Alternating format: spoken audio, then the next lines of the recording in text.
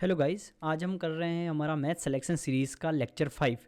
और इस लेक्चर 5 के अंदर में हम लोग करने वाले हैं 10 सितंबर 2024 के अंदर में शिफ्ट 2 के अंदर में जितने भी क्वेश्चंस आए हैं 25 क्वेश्चंस जो सीजीएल एसएससी सीजीएल का ये जो प्री का पेपर था इसके अंदर जितने भी सवाल आए हैं वो हम सारे के सारे करने वाले हैं। ठीक है। और ये हमारा मैथ्स का जो सिलेक्शन सीरीज़ है वो हमारा पहले ही स्टार्ट हो चुका है। इसके पहले 4 लेक्चर हमारे ऑलरेडी ख़त्म हो चुके हैं। अगर किसी ने वो नहीं देखे हैं तो आप वो देख लीजिए, क्योंकि इसके अंदर में जितने भी 2024 में कॉन्सेप्ट रिपीट हुए हैं, जितने भी आपके हार्ड सवाल थे वो सब कुछ मैंने करवाए हैं। अच्छे अच्छे ट्रिक से भी करवाए हैं, जहाँ ट्रिक चाहिए थी वो भी बताए हैं, जहाँ पे कॉन्सेप्ट एक्सप्लेन करना था मैंने कॉन्सेप्ट भी बताए हैं। ठीक है। तो पुराने लेक्चर भी अगर नहीं देखे हैं तो इस लेक्चर को देखने के बाद वो भी देख लीजिएगा। ठीक है, चलो हम आगे बढ़ते हैं। और जैसा कि आपको पता है कि हम लोग जो हमारा टारगेट है, हम सबका जो पहले लेक्चर से कंटिन्यू है उसको पता ही होगा कि हम लोग एक टारगेट लेके चल रहे हैं प्री और मेंस के अंदर में। हम दोनों हमको लेके आना है 50 आउट ऑफ 50 और 90 आउट ऑफ 90। ठीक है।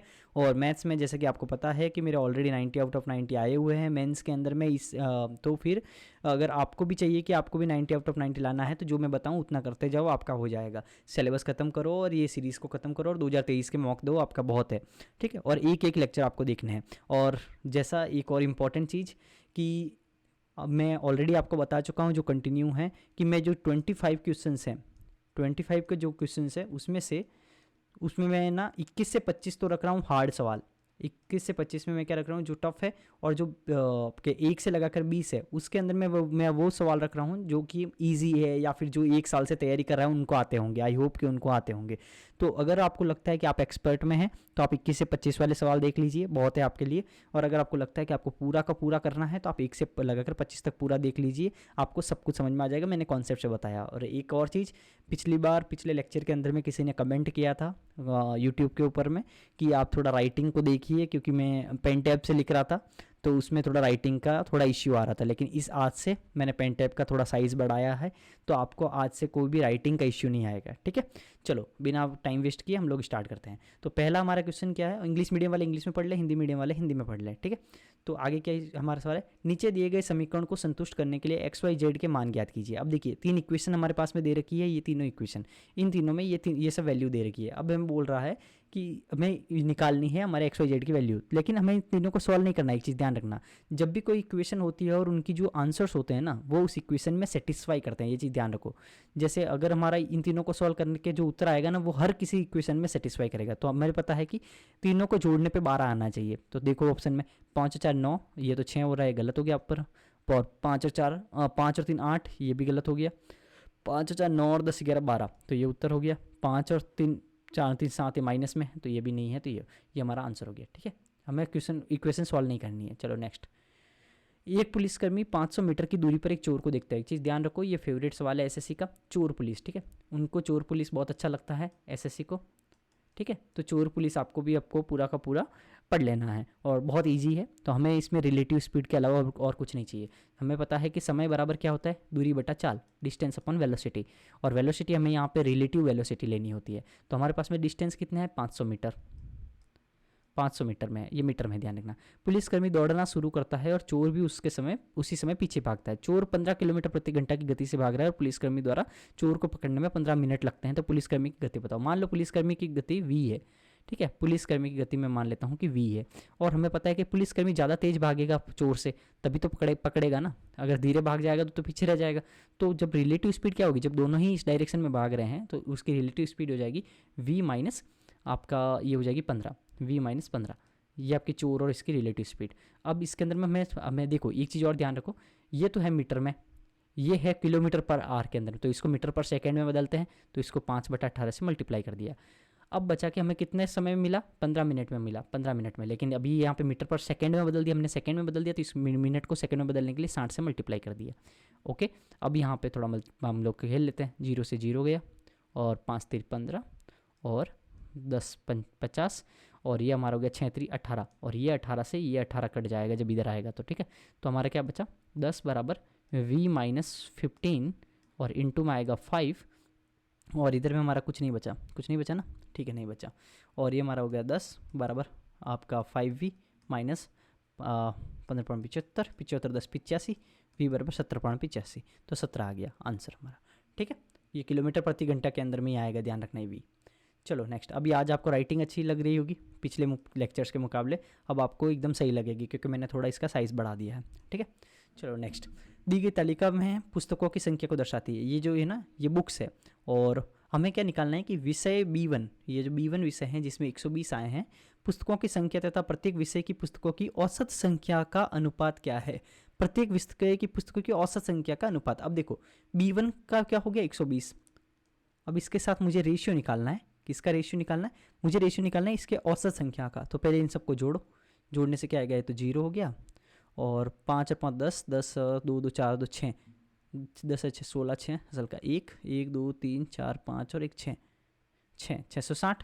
अब इसमें औसत निकालना, औसत का रेशियो ना, ये पे देखो ये क्या लिखा है, what is the ratio of the number of the books of the B1 and to the average number of the books per subject. तो एवरेज निकालना है तो 5 का भाग दे दो, तो हमारा ये कितना आ गया 660/5। तो ये हो गया 1 आपका 1 5 15 1 5 2 10, ये हो गया।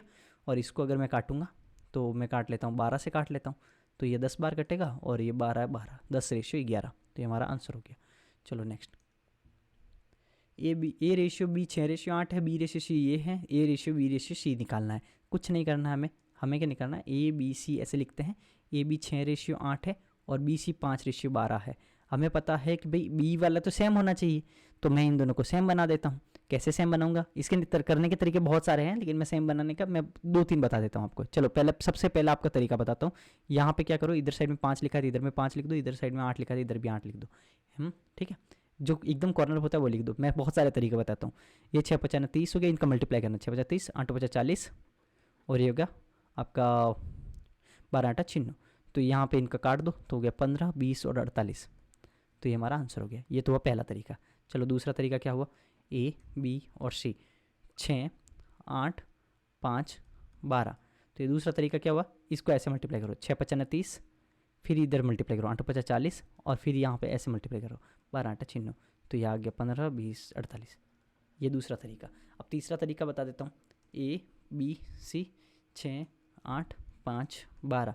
अब इसमें क्या करो, B वाले को सेम बनाओ। सेम बनाने के लिए इस पहली वाली इक्वेशन को 5 से मल्टीप्लाई करोगे, ये वाले को 5 से, और इधर वाले को 8 से, तो हमारा क्या बनेगा 6 5 30, और ये हो जाएगा 8 5 40, और ये भी हो जाएगा 8 5 40, और ये हो जाएगा 12 8 96। अब ये सेम बन चुका है, तो हमें क्या लेना 30, ये 30 हो गया, ये 40 हो गया, और ये इधर वाला 96 हो गया, ठीक है। तो आपको मेरे हिसाब से बहुत सारे मेथड मैंने बता दिए, तो आपको ये समझ में आ गया एकदम, ठीक है। चलो नेक्स्ट, 2 tan थीटा बराबर 3। तो हमारे पास tan थीटा बराबर क्या आ जाएगा, 3/2। tan थीटा को हम लोग क्या लिख सकते हैं, साइन थीटा बटा कोस थीटा बराबर आ जाएगा 3/2, और साइन थीटा बटा कोस थीटा। तो अभी एक चीज़ हमेशा याद रखो, मैं आपको एक चीज़ सिखाता हूँ। हमें निकालना क्या है, ये निकालना है। हम हमेशा ये देखो कि निकालने वाले में क्या ऊपर और नीचे डिग्री समान है क्या। डिग्री किसे बोलते हैं, पावर्स को बोलते हैं, पावर्स। देखो ऊपर में साइन की पावर कितनी है 1, कॉस की पावर कितनी है 1, कॉस की पावर कितनी है 1, साइन की पावर कितनी है 1। जब डिग्री हमारे सब टर्म की 1 है, ऊपर और नीचे दोनों 1 डिग्री है, तो इसका मतलब है कि हम रेशियो की डायरेक्ट वैल्यूज ले सकते हैं, डायरेक्ट वैल्यूज। सो साइन की जगह आप 3 रख सकते हो, कॉस की जगह 2 रख सकते हो। ये चीज़ थोड़ा ध्यान रखना, कॉन्सेप्ट है। तो 3 साइन की जगह मैं सीधा 3 रख देता हूँ, -2 इंटू कॉस की जगह मैं 2 रख देता हूँ, 3 इंटू साइन की जगह 3 रख दिया, कॉस की जगह पे 2 रख दिया। 3 तारी 9, 9 में से 4 गया 5, और 3 तारी 9, 9 और 4 13, तो 5/13 ये हो गया। लेकिन अब चीज़ ये ध्यान रखो कि थोड़ा अगर आपको ये नहीं पता चला कि भाई डिग्री वगैरह क्या है, तो ये क्यों होता है ये बताता हूँ। क्योंकि हम रेशियो की अगर हम डायरेक्ट वैल्यू रख रहे हैं ना, तो इसका मतलब है कि ऐसे हम रख नहीं सकते हैं। हमें पता है कि हमें ये मानना पड़ेगा कि ऊपर नीचे k से मल्टीप्लाई करना पड़ेगा। तो अब हम रख सकते हैं, साइन की जगह 3k रखना होता है। असली में हम साइन की जगह 3 नहीं रख रहे हैं, असली में हम लोग साइन की जगह 3k रख रहे हैं, 2 की जगह 2k रख रहे हैं, 2 की जगह 2k, क्योंकि एक वेरिएबल होता है ना, समझ रहे हो। रेशियो डायरेक्ट नहीं रखा जाता है, उसके k से मल्टीप्लाई करके एक वेरिएबल रख के फिर करा जाता है। तो अगर डिग्री समान है तो हमें पता है k कट जाएगा, तो इसीलिए हम लोग डायरेक्ट रख देते हैं। अगर हमारे पास में मान लो डिग्री समान नहीं होता, तो हमें पता है कि मान लो कि 3 साइन स्क्वायर होता है यहाँ पे, बाकी सब नहीं होता, तो हमें पता है कि यह k नहीं होगी, यह k स्क्वायर बन जाता, बाकी तो सब k रहते हैं, तो कटता नहीं फिर k। तो इसीलिए जब डिग्री समान नहीं होती है तब नहीं रख सकते, लेकिन डिग्री समान होती है तो रख सकते हैं। समझ में आ गया ये सब मैं थोड़ा डिटेल में इसलिए बता रहा हूँ क्योंकि कभी भी कुछ भी हो सकता है, आपको सब कुछ पता होना चाहिए। आगे कॉट थीटा बराबर 4/3 है, और इतनी बड़ी इक्वेशन को फाइंड करना है। तो जब इतनी बड़ी, ये बटा है ध्यान रखना, जब इतनी बड़ी इक्वेशन को फाइंड करना है ना, तो हमें ऐसे डायरेक्ट वैल्यू नहीं रखनी, पहले इसको सॉल्व करो। Sec theta 1 plus cot square theta is cosec square theta, और cosec square theta minus cot square theta को 1 होता है। 1 plus cot square theta cosec square theta होता है ना, तो ये हो गया 1, और बट्टा में हो गया cosec cube theta, cosec cube theta, तो ये हो गया 1 अपॉन कोसेक थीटा। तो sec theta upon cosec theta ये आया। और सेक थीटा को मैं क्या लिख सकता हूँ, सेक थीटा को लिख सकता हूँ 1 अपॉन कोसेक कोस, और कोसेक को लिखता हूँ 1 अपॉन साइन, तो साइन अपॉन कोस को मैं लिख सकता हूँ 10, ठीक है। और कॉट क्या होता है, 10 का उल्टा हो, 10 इसका कॉट का उल्टा होता है, तो 4/3 है तो 3/4 उत्तर हो गया हमारा, ठीक है, इजी हो गया। तो इसको सॉल्व करोगे तो आपका ये जल्दी आएगा, नहीं तो फिर क्या करो, दूसरे मेथड फिर ये है कि कॉट थीटा को 4/3 है तो ये 4 होगा, ये 3 होगा, और फिर 3 4 है तो ये 5 होगा, और ये थीटा होगा, फिर ये सबसे यहाँ पे इस ट्राइंगल की वैल्यू निकाल के यहाँ पे रखो, ठीक है। तो ये भी तरीका है। चलो आगे, त्रिभुज E F G H I जे समरूप है, साथ ही ई ए और ये एंगल बराबर है, ई एच के बराबर है, तो ई एच के है जो लिखा हुआ ये एफ आई के, तो ये एफ आई के समान है, समरूप है। यदि अभी देखो मैं ये बता देता हूँ कि भाई कि ई एफ और जी, एच आई और जे ये अगर समरूप है, और ये क्या बोल रहा है 3EF जो है एच आई के बराबर है, मतलब एच आई है ना 3 गुना है ई एफ का, तो ई एफ अगर 1 है तो एच आई 3 है, ये बोलना चाह रहा है। देख लो करके तो पता चल रहा होगा, E F ratio H I क्या है 1:3, तो एच आई 3 है और ई एफ 1 है, ठीक है। ये 1 है तो ये 3 है, ये रेशियो में है, 1 है तो ये 3 है। अगर एफ जी 9 है, अगर एफ जी 9 है तो हमें पता है कि जब समरूप में क्या होता है कि जो साइड ये जितनी गुना है उतनी की उतनी ये भी गुना होगी, तो ये 1:3 के अंदर में, तो ये 9:27 हो जाएगा, ये भी 3 गुना हो जाएगी, 27 उत्तर हो जाएगा, ठीक है। ये शुरू में इजी सवाल है, अगर आपको ये सब इजी लग रहा है तो आप आगे बढ़ा सकते हो, 2 की स्पीड से देखा करो या 1.5 की स्पीड से देखा करो, एकदम धीरे धीरे नहीं देखना है। अगर कुछ भी समझ नहीं आता है तो फिर तो धीरे देखना ही है, ठीक है। तो 1.5 और 2 की स्पीड तो लगभग रखा करो, तब आपका धमाधम हो जाएगा सब कुछ। और एक और चीज़ याद रखो, एक और चीज़ क्या करो, अगर आपको सब कुछ पसंद आ रहा है तो चैनल सब्सक्राइब करना, ये तो आपकी जिम्मेदारी होनी चाहिए। आपको पता है कि आप इतने तो होशियार हो कि आप सब्सक्राइब कर लो। और दूसरी बात, आपको ये भी पता होना चाहिए कि भाई लाइक कर दूँ, दोस्तों को शेयर कर दूँ। मैं मेहनत कर रहा हूँ तो आपको भी पता है कि आपको भी थोड़ा बहुत तो मेरे लिए कर ही सकते हो। चलो ठीक है, अब हम लोग ये सवाल को करते हैं। 40 और 30% की 2 क्रमागत छूट है, कितनी एकल छूट के बराबर है।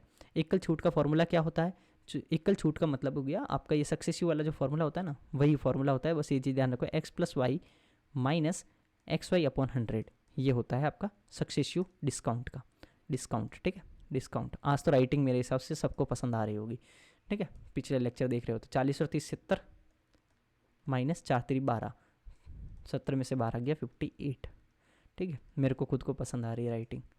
चलो आगे, 5√13 सेंटीमीटर वाले एक वृत्त में एक जीवा वृत्त के केंद्र से 10 सेंटीमीटर की दूरी पर है, जीवा है। ये देखो ये सर्कल है, जीवा का मतलब ये आपका हो गया, इसको इंग्लिश के अंदर में हम लोग बोल सकते हैं, यहाँ पे लिखा होगा कॉर्ड, ठीक है, कॉर्ड।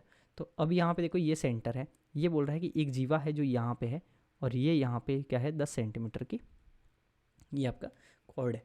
अब क्या बोल रहा है कि 5√13 का ये रेडियस है, 5√13। तो अब ये बोल रहा है कि भाई इस जीवा की लंबाई बताओ। पहले मैं इसका आधा निकाल देता हूँ, फिर डबल कर दूंगा, तो डबल कर दूंगा, पहले तो इसके आधे निकालते हैं। तो एक चीज़ ध्यान रखो कि थोड़ा मैं आपको करके बताता हूँ कि इसको थोड़ा इजीली कैसे करना है, ऐसे बच्चों जैसे नहीं करना। 5√13 और ये 10 है, तो आपको पता है कि ये भी 5 है और ये भी 5 का मल्टीपल है, तो ये 2 लिख दो, 5 इसका काट दे 2, तो मेरा जो इधर होगा तो ये आपको पता ही होगा, तो ये 5 तो इसमें आएगा ही आएगा इधर वाले में, क्योंकि ये 5 मैंने काट दिया। तो अब ये 2 बचा, ये 13 बचा, तो अब ये क्या हुआ 13 का स्क्वायर तो 13, और 2 का स्क्वायर 4, 12 में से 4 गया 9, सॉरी 12 नहीं 13 है, 13 में से 4 गया 9, और 9 का √3, तो ये 3 आएगा। तो 2 और 3 है तो 2 दूनी 4, 3 3 9, और ये √13 ही आएगा, 9 और 4 13, और 5 5 दोनों में मल्टीपल हो रहे हैं तो 5 आएगा। तो 5 × 3, ये 3 है ना, तो 5 × 3, तो 5 3 15, तो 15 तो हो गया ये। जब ये 15 है तो ये 15 और हो जाएगा, तो 30 हो जाएगा टोटल, ठीक है। ये आता होगा ना, पता है ना ये क्या है, ये बता देता हूँ। ये वो चीज़ है कि भाई अगर ये 3 है, ये 4 है, तो ये 5 है। अगर मैं इन सबको 2 से मल्टीप्लाई भी कर दूँ ना, तो ये 6 होगा, ये 8 होगा, या 10 होगा, ठीक है। अगर मैं 4 से मल्टीप्लाई कर दूँ तो 4 3 12, 4 4 16, और 4 5 20, तो ये सब भी है ना समकोण त्रिभुज ही होते हैं, ये सब भी राइट एंगल ट्राइंगल ही होते हैं। अगर किसी भी संख्या से मल्टीप्लाई करो ना तो वही होता है। तो यहाँ पे भी 5 का मल्टीप्लाई है, तो मैं 5 को एक बार साइड में रख देता हूँ, उत्तर में भी 5 तो आएगा ही आएगा, इसलिए ये मैं ऐसे किया हूँ, बाकी आपको आता होगा हल्का हल्का। चलो, यदि 45 और 65 एक त्रिभुज के कोण हैं तो तीसरे कोण का बाह्य कोण क्या होगा, मतलब एक्सटीरियर एंगल निकालना है थर्ड कोण का। और आपको पता है कि कोई भी एक ट्राइंगल है, मान लो कि ये ट्राइंगल है, अगर ये 45 है और ये 65 है और ये तीसरा कोण है, इसका बाह्य एंगल क्या होता है, इसका बाह्य एंगल दो ऑपोजिट एंगल का सम ही तो होता है। तो 60 और 40, 100 और 110, उत्तर हो गया। ये क्या होता है निकालने का दूसरा तरीका क्या है, दूसरा तरीका है कि इधर वाला एंगल निकाल दो। ये कैसे निकलेगा, 180 माइनस करो इन दोनों को, 60 और 40, 100 और 110, तो 180 में से ये माइनस करोगे तो ये आपका आएगा 70। और जब ये 70 है तो एक रेखा के ऊपर में बने हुए कोणों का सम क्या होता है, 180 होता है। फिर वापस इस 180 में से 70 को वापस माइनस करो तो ये बाहर वाला आ जाएगा, ठीक है, 110 आ जाएगा। तो ये भी कर सकते हो, लेकिन अब थोड़ा ये तो इतना तो स्मार्ट हो ही आप कि एक्सटीरियर एंगल जो है वो अपोजिट एंगल का सम होता है, ठीक है। Next, a right angle triangle with side 3, 4, 3, 4 और 5 is rotated about the side of 3 to form a cone, the volume of the cone so formed each. अब देखो वॉल्यूम, अगर हमें पता है ना, हमारे पास में ऑप्शन है ना, वैसे होता है ना, जब वॉल्यूम निकालने तो हमें पता है पाई आएगा तो 11 का मल्टीपल होगा, लेकिन यहाँ पे सब पाई लिख दिया है, तो हमें उस तरीके से नहीं करना, पिछले लेक्चर में मैंने बताया था। लेकिन अभी देखो यहाँ पे क्या बोल रहा है कि भाई एक राइट एंगल ट्राइंगल है जिसकी ये 3 है, ये 4 है और ये 5 है।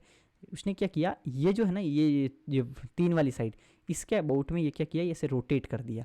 तो अब यहाँ पे क्या हुआ, ये एक ऐसे आ गया है, फिर ये 5 इधर भी आ जाएगा, ये 4 इधर भी आ जाएगा, तो अब ये बन गया कोन, ये ऐसे कोन बन गया, ठीक है, ये ऐसे कोन बन गया।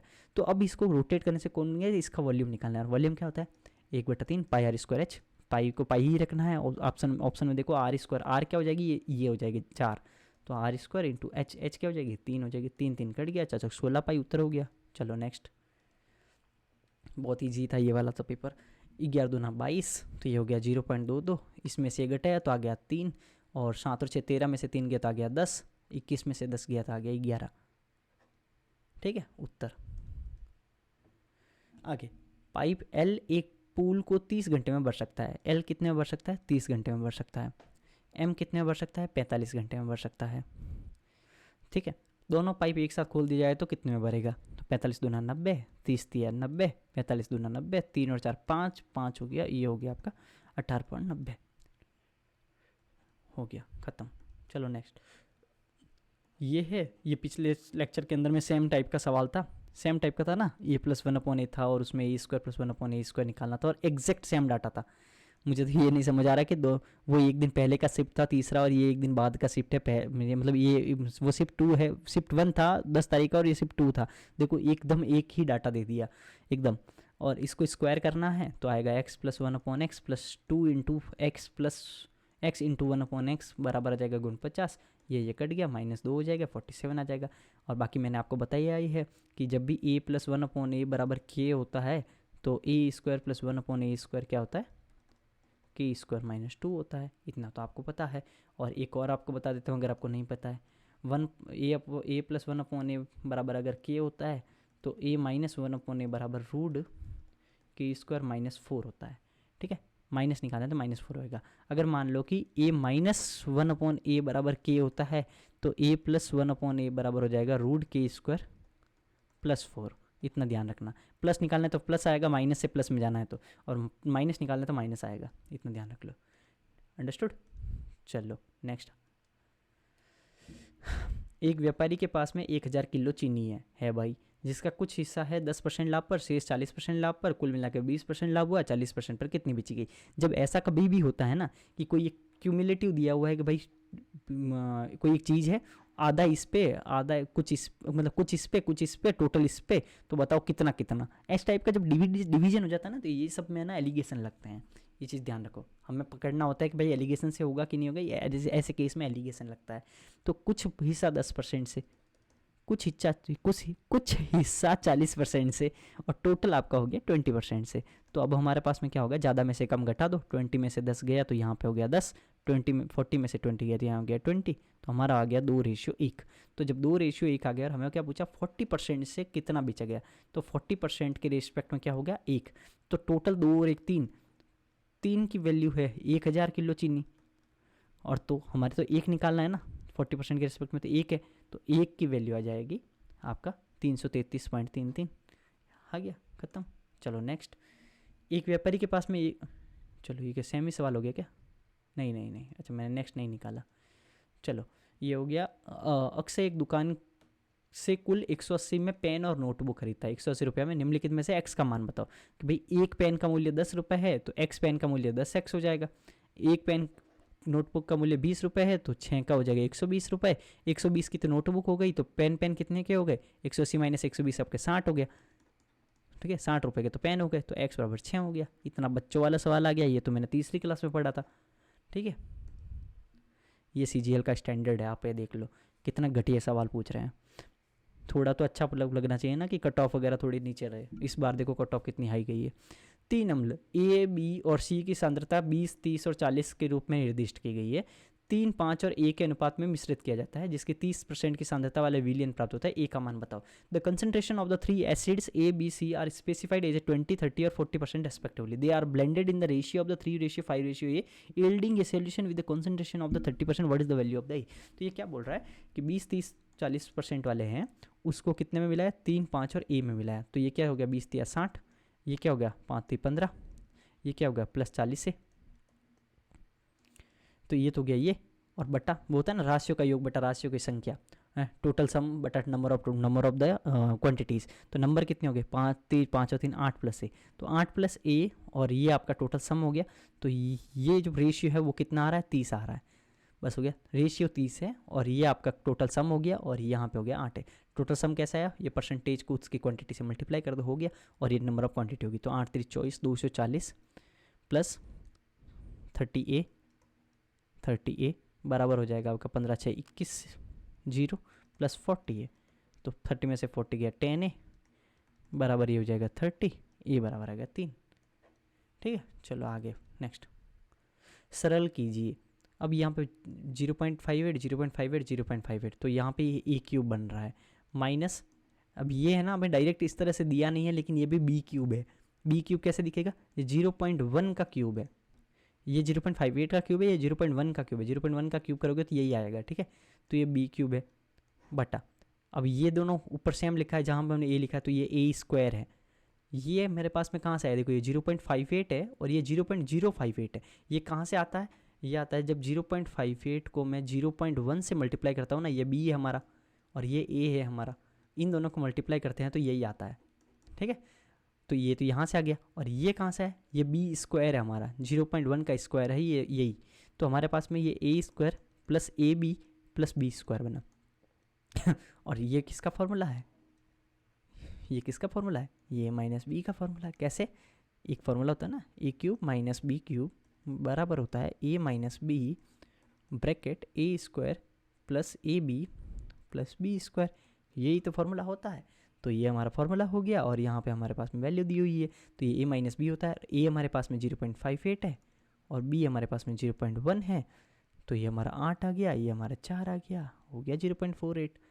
ठीक है, समझ गए, एकदम इजी। मैं बहुत ही फास्ट करवा नहीं रहा हूँ, एकदम सोचो ना, इतना धीरे धीरे कर रहे हैं हम लोग तो भी इतना फास्ट हो रहा है। रवि के वेतन में 50% की वृद्धि होती है, चलो 50% की वृद्धि हो गई, मतलब 3/2 हो गया, 2 की चीज़ 3 हो गई। कुछ समय बाद उसके नए वेतन में 50% की और वृद्धि होती है, तो और 3/2 हो गया। वेतन पर उसका लाभ कितना हो गया, तो 9/4, 4 की चीज़ पे 9 हो गया, तो इसका मतलब 5/4 का, 4 पे 5 का प्रॉफिट हो गया, 5/4 इंटू 100, तो ये आपका हो गया 125%।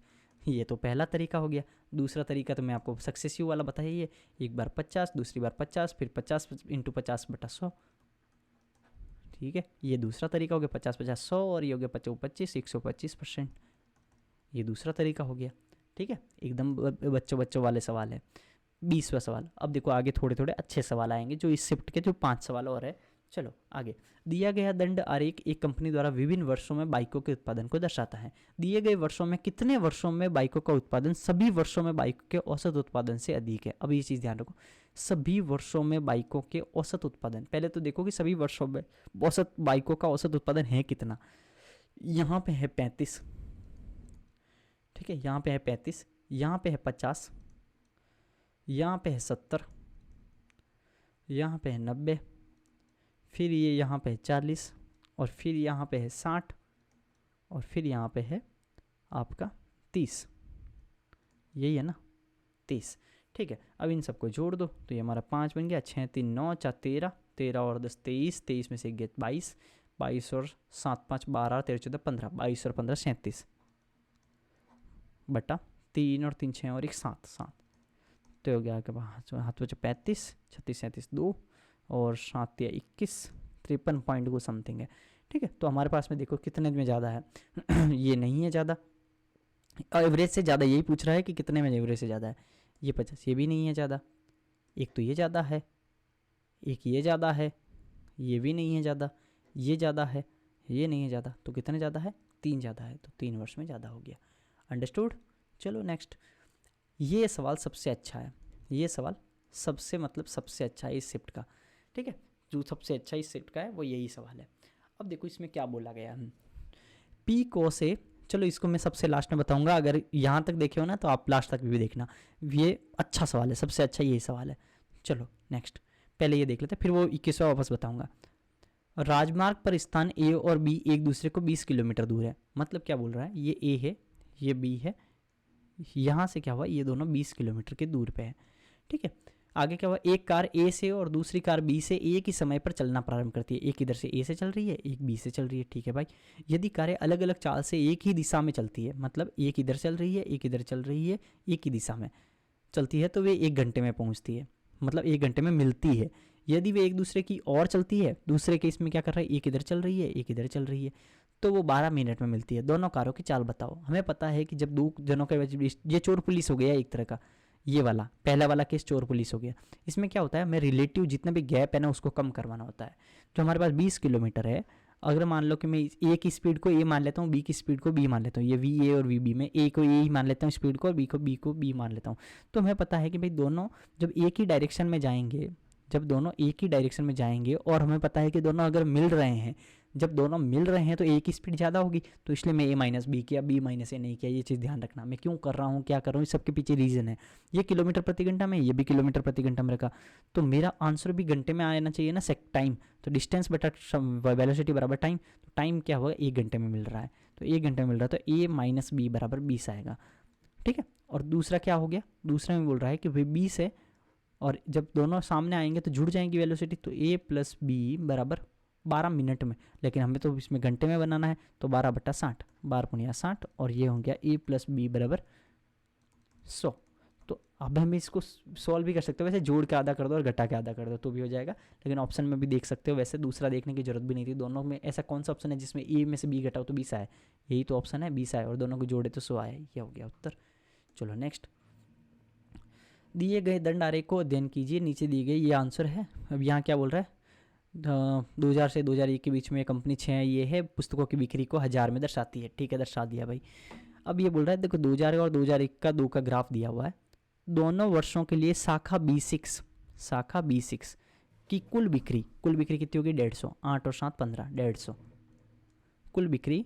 दोनों वर्षों के लिए शाखा B3 की कुल बिक्री 110 और 95, ये हो गया 100 और 190, 190 और 200, 205, तो ये हो गया 205 की कितनी प्रतिशत है, तो ये बस इसका प्रतिशत ही तो निकालना है। 5 चौक 20, 1 5 25, 5 3 15, तो आपका हो गया 30 बटा 41, मतलब 300 बटा 41 करके देख लेता हूँ एक बार।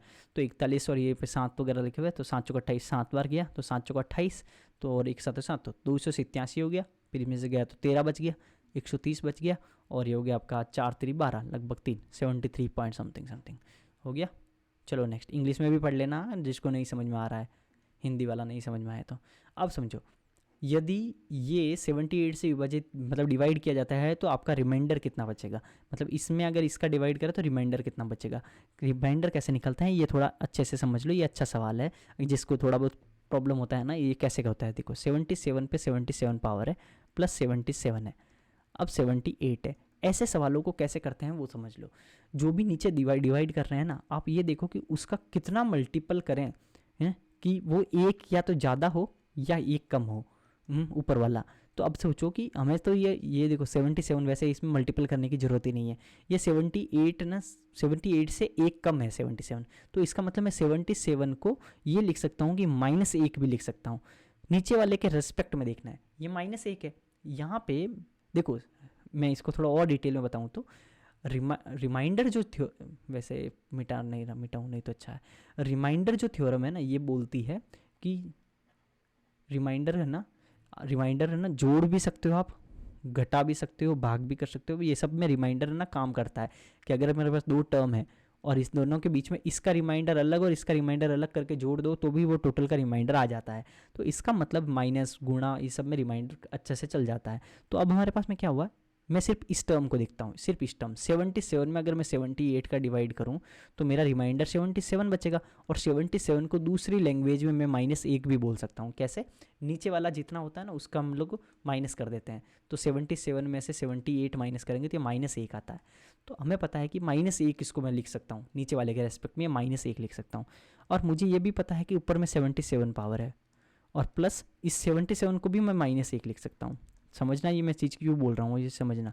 नीचे में तो 78 है, उसका ये हमारा रिमाइंडर हो गया। अब रिमाइंडर इसको -1 की पावर ऑड नंबर है तो ये -1 ही आएगा और ये भी -1 आएगा, -1 -1 -2। और -2 को मैं अगेन क्या लिख सकता हूँ, यहाँ ऑप्शन में -2 तो है नहीं, तो अगेन मैं इसमें वापस नीचे वाला जोड़ सकता हूँ ताकि इसे दूसरी भाषा में आ जाएगा। जैसे 77 मतलब -1 होता है तो -1 मतलब 77 भी तो होता है यार, ये 77 वापस कैसे आएगा, जब इसमें वापस 78 जोड़ूंगा तो आ जाएगा। तो वैसे ही -2 में मैं वापस 78 जोड़ूंगा तो 76 आएगा। तो ये 76 हमारा आंसर हो गया। कुछ समझ में नहीं आया होगा अगर किसी को, बहुत बहुत ईजी है। कैसे ईजी है बताता, 78 से कितना कम है ये 77, -1 कम है और ऊपर 77 पावर है। ये कितना कम है, ये भी -1 कम है, हो गया। और ये हो गया -2 और -2 तो है नहीं तो इसमें वापस 78 जोड़ दो, ये 76, इतना ही है। ठीक है इतना ही है। और दूसरा टाइप का एक सवाल ऐसे भी आ सकता है, देखो ये आ गया, मान लो कि ये आ गया 10 की पावर 11, ऐसा आ गया सवाल, मान लो 10 की पावर 11 प्लस प्लस आपका आ गया 10 की पावर 11 प्लस आ गया, एक सवाल और बताता हूँ, जैसे कि आपका आ गया मान लो 28, ये आ गया बट्टा 3, इसका रिमाइंडर निकालो, मान लो कि ये आ गया। तो आप कैसे निकालोगे कि भाई 3 का ऐसा पहाड़ा बोलो कि इससे एक ज़्यादा या एक कम आ जाए। 3 तारी 9, तो 9 से ये कितना ज़्यादा है, एक ही ज़्यादा है ना, तो इसको 9 तक तो ये पूरा डिवाइड हो ही जाएगा ना, तो इसको मैं 0 मान लेता हूँ। अब आगे कितना बचा, 1 बचा, तो ये 1 आ गया, +1 लिख दिया, +1 की पावर 11 प्लस 3 तारीख 29 27 तक तो ये जाएगा। अब बचा 1, तो ये 1 आ गया, तो यहाँ से 1 की पावर 11 1 ही होगा, 1 और 1 2, तो हमारा 2 रिमाइंडर होगा। तो इस तरह से करते हैं, समझ में आ गया होगा ना मेरे हिसाब से आपको। एक और भी कर देते हैं, 28 की जगह मान लो ये पे 26 होता, तो यहाँ पे ये 1 होता और यहाँ पे -1 होता, ये 1 होता और ये 26 को मैं 3 तारीख 29 27 जाता ना, 27 29 27 जाता, 27 से ये कितना कम है, 1 कम है, तो वो फिर हम लोग -1 लेते हैं। समझ गए ना, डिविजिबल्स जितना तक डिविजिबल जा रहा है उससे कितना ज़्यादा कितना कम वो लेते हैं। आई होप कि आपको समझ में आ गया होगा। चलो आगे, 6% प्रतिवर्ष साधारण ब्याज की दर से 4 वर्षों में देय राशि इतनी है, तो ऋण का भुगतान करने के लिए वार्षिक किस्त कितनी होगी। अब देखो कि भाई एनुअल इंस्टॉलमेंट है, क्या है, एनुअल इंस्टॉलमेंट है, और हमारा डेप्ट कितना है, इतना है, डेट कितना है, इतना है, 4 साल का हमारे पास में सिंपल इंटरेस्ट के अंदर इंस्टॉलमेंट। और सिंपल इंटरेस्ट का इंस्टॉलमेंट कैसे निकलता है, एकदम एकदम शॉर्ट तरीके से मैं आपको बता देता हूँ। हमेशा गिनती स्टार्ट करो 100 से, और कितने साल तक है, 4 साल तक, तो 4 बार है ना लिखते जाओ, तो एक तो यही हो गया, ये 1, ये 2, ये 3, ये 4, क्या लिखते जाना है, इसके ऊपर में ये जो परसेंटेज लिखा है ना वो जोड़ते जाओ। 100 के बाद में 6 जोड़ो, 6% सिंपल इंटरेस्ट है ना, तो 6 जोड़ो, फिर अगेन 6 जोड़ो, फिर अगेन 6 जोड़ो, 1 6 4 3 18 जोड़ दिया। अभी जाने को 4 होने का मतलब 6 चौक 24 मत कर देना, जल्दी जल्दी में हम लोग क्या करते हैं ना, 6 का पहाड़ लिखना होता है, 1 छंग छंग 2 छंग 12 3 छंग 18 4 छंग 24 मत लिख देना। क्यों, क्योंकि 4 है तो 24 मत लिखना, क्योंकि ये 100 भी तो है ना ऊपर, तो ये 4 हो चुके हैं। ठीक है, ये हो गया। अब इनको जोड़ो, 8 और 2 10 6 16, 6 असल का 1 और 1 2 1 3, 1 2 3 4, 436। अब ये होता क्या है वो चीज़ समझो, 436 है ना, तो 436 ये जो वैल्यू होती है ना वही डेट होता है, वही क्या होता है, डेट होता है। और ये जो वैल्यू होती है ना वही होता है इंस्टॉलमेंट। ध्यान रखो, जब इतना डेट है तो इतना इंस्टॉलमेंट है, इसका कहने का मतलब है जब 436 डेट है तो आपका 100 इंस्टॉलमेंट है। और जब हमारे पास में असली में 436 डेट थोड़ी है, हमारे पास में 436 की वैल्यू है 26,160, असली में ये है। तो हमें पता है कि ये कितने गुना है, ये देखो लगभग 7 चौक 28, 7 6 6 6 चौक 24, लगभग 6 गुना है ये, लगभग क्या पूरा ही 6 गुना ही है। ये 6 मल्टीप्लाई कर दो यही आएगा, 7 चौक 28 तो ज़्यादा हो रहा है, 6 चौक 24 लगभग यही आ रहा है, तो यही एग्जैक्ट है, 6 ही आ रहा है, तो 6 हो गया। तो 6 आपका ये हो गया, 60 हो गया, टोटल 60 गुना है। तब ये 60 गुना है तो 100 भी 60 गुना होगा इंस्टॉलमेंट, तो 100 भी 60 गुना होता है, इसको 60 से 100 से मल्टीप्लाई करेंगे तो ये आपका आ गया 6000। अंडरस्टूड, ये उससे करते हैं। अब ये हमारा जो पिछला सवाल छोड़ा था वो कर देते हैं, ये छोड़ा था। अब इसको समझते हैं। पी कॉस ए बराबर 2q sign A, P cos A बराबर 2q साइन ए और 2p कॉस ए के माइनस क्यू से के बराबर 3 है, तो P square plus 4q square का मान बताओ। ठीक है, 4q स्क्वायर का मान बताओ। हमें क्या करना है कि एक बार p और q के वैल्यू निकालने हैं। अब ये p और q के वैल्यू कहाँ से आएंगे वो देखो। p cos A 2q sign ए यहाँ पे है, तो अब यहाँ पे क्या करो, इक्वेशन को थोड़ा सा हम लोग करते हैं कि p cos A 2q sign ए, तो p बटा 2q और साइन ए बटा कॉस ए को इसको मैं टेन ए भी कर सकता हूँ, इसको मैं क्या कर सकता हूँ, टेन ए कर सकता हूँ। और उसके बाद में इसको मैं क्या लिख सकता हूँ कि भाई 2p अपॉन कोसेक को मैं क्या लिख सकता हूँ, वापस साइन ए लिख सकता हूँ, माइनस q अपॉन इसको मैं लिख सकता हूँ सेके को मैं लिख सकता हूँ कोसेक, सॉरी कॉस ए बटा में और बराबर 3, ये लिख सकता हूँ। अब थोड़ा ये सोचो, वैसे मैं टेन ए लिखने की इतनी यहाँ पे ज़रूरत नहीं थी, यहाँ पे मैं साइन ए बटा कॉस ए लिख के काम चला सकता हूँ, इतना कोई ज़रूरी नहीं है। अब मैं इस इक्वेशन को सॉल्व करने के लिए क्या करूँ, p की वैल्यू यहाँ का उठा के इधर रख दूँ, तो p अपॉन साइन ए जो है ना, p अपॉन साइन ए, ये p अपॉन साइन ए, ये p अपॉन साइन ए मैं यहाँ से ला सकता हूँ, p अपॉन साइन ए, ये लेके जाऊँगा तो 2q अपॉन कॉस ए भी हो सकता है ना, तो 2 तो आगे था ही, इंटू p अपॉन साइन ए को मैं 2q अपॉन कॉस ए लिख सकता हूँ यहाँ से। ये वाला हमारा काम का नहीं है तो इसको छोड़ देते हैं। तो पहली वाली इक्वेशन थी, इसमें साइन और कॉस से मैं बदला, और दूसरी वाली जो पहली वाली ये इक्वेशन जो है यहाँ से मैंने p अपॉन साइन ए की वैल्यू लिखे यहाँ पे लेके आ गया, minus q upon cos A बराबर 3 और 4q upon cos A minus q upon cos A, तो 3q अपॉन कॉस ए बच गया, 3q अपॉन कॉस ए बराबर 3, 3 कट गया तो q बराबर आ गया, तो ये हमारे पास में q बराबर आ गया कॉस ए। इतना तो हमारे समझ में आ गया, तो q बराबर हमारे पास में क्या आया, कॉस ए। इतना तक तो हमारा सेट है। अब इस क्यूब यहाँ पे रख देते हैं पहली वाली इक्वेशन में। पहली वाली इक्वेशन क्या थी, p कॉस ए बराबर 2 इंटू क्यू की वैल्यू लिखा हमारे पास में कॉस ए इंटू साइन ए। ठीक है, कॉस ए कैंसिल हो गया, तो p बराबर आ गया 2 साइन ए। इतना समझ में आ गया, तो p बराबर 2 साइन ए, ये हमारे पास p की वैल्यू आ गई।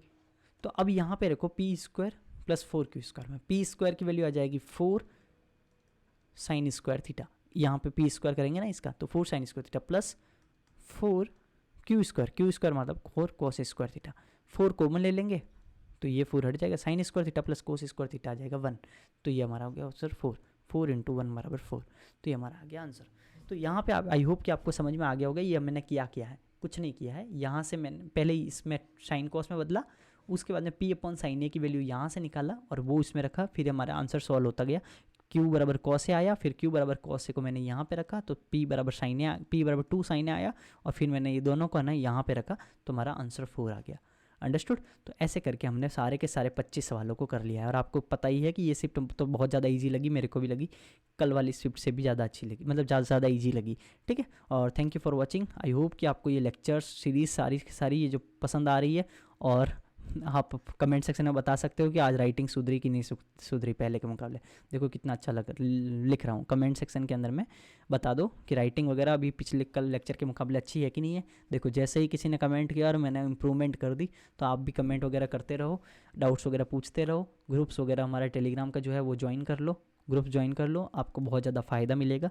और मैं सारी जो 36 शिफ्ट करवाने वाला हूँ ना, आप ये समझ लो अगर आपने 36 शिफ्ट कर ली, इसका मतलब आपका बेड़ा पार हो गया, आपका मैथ्स के अंदर में अच्छा स्कोर आ जाएगा। मैथ्स में गारंटीड है कि फिर उसके बाद 45 प्लस से कोई रोक नहीं सकता। और अगर आपने 23 के मॉक भी दे रहे हो, 23 और लाइव वगैरह थोड़ा बहुत कर रहे हो, अपनी ओर से भी पूरे एफर्ट लगा रहे हो, तो फिर तो आपका 50 प्लस तो नहीं बोलूँगा, 50 आउट ऑफ 50 आपके पक्के है। और बाकी आप देख लो, अपनी ओर से भी मेहनत पूरी रखो, मैं बाकी हूँ ही। और टेलीग्राम के ऊपर में डाउट वगैरह पूछ लो, और टेलीग्राम को ज्वाइन कर लो, और चैनल को सब्सक्राइब कर लो, अपने दोस्त को भी बताओ आपको ये सब कुछ पसंद आ रहा है तो। ठीक है, चलो राइटिंग देखो इसके अंदर में मेरे को खुद पसंद आ रही है क्योंकि आज मेहनत किया है। चलो bye bye, thank you, subscribe कर लेना, बाय बाय।